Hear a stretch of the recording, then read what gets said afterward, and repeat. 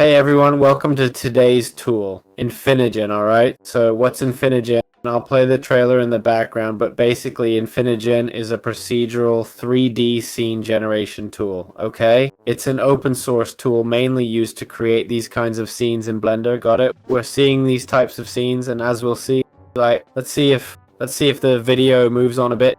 It's generated through different sections, alright? Everything is created using AI. And what's the goal of this tool? Well, beyond just making 3D scenes, right? Look, they're showing Blender graphics, 3D models, code, and more. It also lets us create endless variations of one object. Okay, look, they'll show us different variations of the same terrain. You can modify clouds, rain, everything. For example, a tree can have infinite variations. What else can this be used for?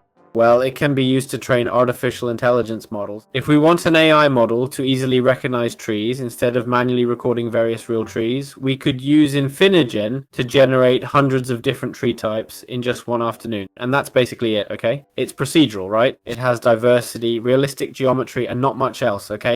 It has automatic annotations. Again, it's open source, okay? We can get it on Infinigen here on GitHub, okay? If we click on GitHub, it'll redirect us to the actual GitHub page, and that's about it. So, for those with Blender who are interested, just access the GitHub. You'll find instructions in the README and more, okay? It's that simple.